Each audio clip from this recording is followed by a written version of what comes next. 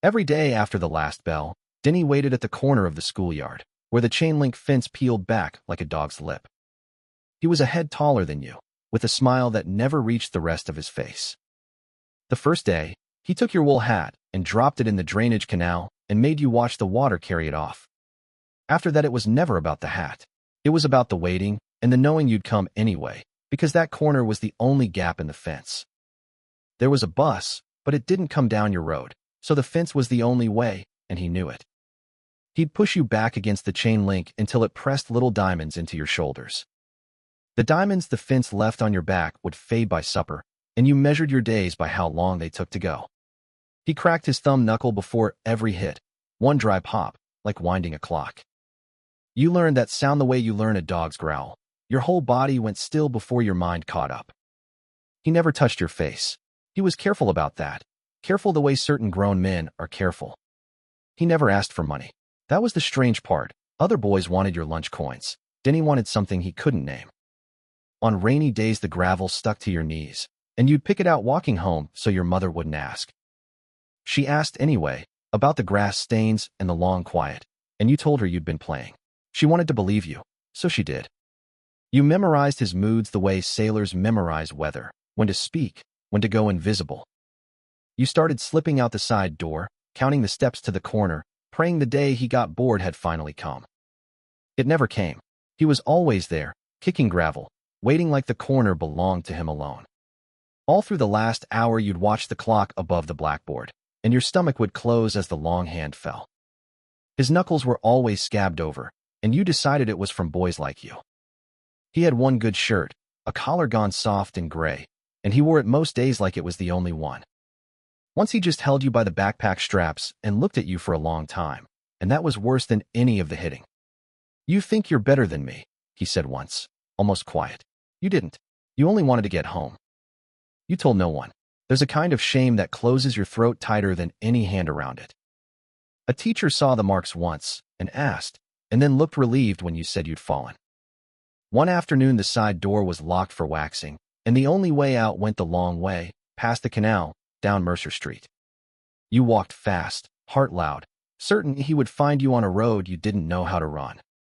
The houses on Mercer leaned close together, paint curling off them, and you kept your eyes on your shoes. Then you saw the truck, the rusted blue one that idled outside school some mornings, parked crooked in a dirt yard. And you knew, the way you know a smell before you name it, whose house this was before you saw the door. The door was blue, with a torn screen, and behind it a radio called a ball game, soft and far away. You should have run. Instead, you stopped behind a dead hedge at the edge of the yard, and you listened. The yard smelled of motor oil and cut grass, and you held your breath so long your ears rang. A man's voice came first, low, then loud, the way thunder never asks permission. Then a sound of something hard meeting something soft, and a boy's breath leaving him all at once. Through the torn screen you saw them, a big man, and Denny, small now, smaller than you had ever made him. The man cracked his knuckle before he swung, wound it up like a clock. And in that dead hedge you understood exactly where Denny had learned the sound you feared. He didn't cry out. He'd learned that too, how to go quiet, how to fold himself small and still. The radio kept calling the game, easy and cheerful, like nothing in that house was wrong. His shirt rode up, the gray-collared shirt, and you saw the bruises stacked along his ribs like the rungs of a ladder. The man said Denny's name the way Denny said yours, like it was something he had stepped in. Then it stopped. The man banged out the back door, and the truck coughed and wouldn't start, and he cursed it in the dark. Denny stayed down a while. You watched him gather himself up piece by piece, the exact way you gathered yourself at the fence. You ran the whole long way home. You waited to feel glad, and the gladness never came, and that frightened you. That night you couldn't eat. Your mother pressed her hand to your forehead and asked if you were coming down with something. You almost told her all of it, but what was there to say? That the boy who hurt you was being hurt so much worse. The next afternoon the side door was open again, and out of habit you took it, and there he was at the fence. He cracked his thumb. Your body went still, and then you looked at him, really looked, for the first time. You saw the yellow-green going brown beneath his jaw, and a split in his lip that hadn't been there the day before. He saw you seeing it. Something moved across his face that I still don't have a clean word for. He didn't hit you. He stepped back and let you pass. And somehow that was the hardest thing of all to bear. You walked home alone, and the whole way you kept hearing that radio, calling its faraway game. The next day, he was at the fence again, but he fell into step beside you instead of in front.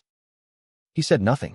He just walked, hands in his pockets, half a step back, like a shadow that had decided to be kind. You kept waiting for the trick. There was no trick. He walked you to the end of Mercer and peeled off without a word. It became a thing that was never once spoken of. He'd be at the fence, and then he'd walk you home. The boys who used to throw gravel went quiet when Denny was beside you. He had made the rules. Now he was bending them for you. Once an older kid grabbed your bag, and Denny just looked at him, didn't say a word, and the kid let go and found somewhere else to be. Somewhere along those walks you stopped flinching at the crack of his thumb, and he stopped doing it. He never apologized.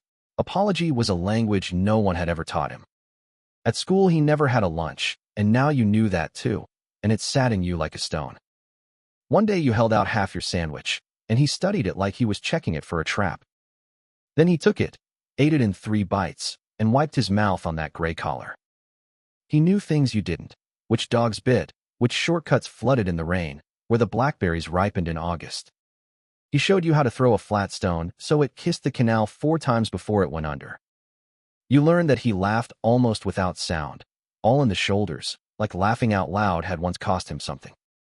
When winter came, he walked you home with his hands jammed in his sleeves, and never once said he was cold. He never came past the end of Mercer with you, and you never asked to follow him past the dead hedge. You both knew what you had seen. It walked between you like a third person, quiet, and you never gave it a name. Once he started to say something about his father, and then he picked up a stone instead and threw it at the water. One evening he stopped at the corner and asked, not looking at you, "You got a good house?" You said you guessed you did. "Good," he said. Only that. It was the closest he ever came to telling you anything true. Then came a week when the bruise under his jaw didn't fade. It spread, and one arm started hanging wrong. Once a door slammed down the block, and Denny dropped into himself, fast, before he caught it, and stood back up. He still walked you home. He only did it slower, holding the arm close, and you slowed to match him and never asked why. One Monday, he wasn't at the fence. You waited at the peeled-back corner longer than you had ever waited by choice. He wasn't there Tuesday either. By Friday, the rusted blue truck was gone from the dirt yard on Mercer. The blue door hung open. The torn screen swung in the wind. The radio was silent for the first time. A woman 2 houses down said they'd left in the night, the way some families leave, fast, telling no one where. For weeks your body still went still out of habit, waiting for a sound that never came. You never learned where Denny went, or whether the man went with him, or what good a new town ever does a boy who carries the old one in his ribs. You went back to the short way home. No one waited at the fence now, and somehow the empty corner was lonelier than the full one had been. You'd stop there anyway, and put your fingers through the gap where the chain link peeled back like a dog's lip, and feel how cold the metal was. You'd think about that knuckle crack, how the same wound-up clock taught one boy to swing and one boy to flinch. You were small then, and you thought cruelty and kindness had to be 2 different boys. They were the same boy. They were Denny. You're not telling this to make him good. He wasn't good.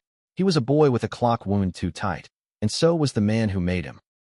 He hurt you because someone was hurting him, and he walked you home for a reason you don't think he had words for either. Sometimes now, grown, you'll hear a ball game on a radio in some other room, soft and far away, and you have to sit down for a minute. You hope the new town was gentler with him. You have no way to know.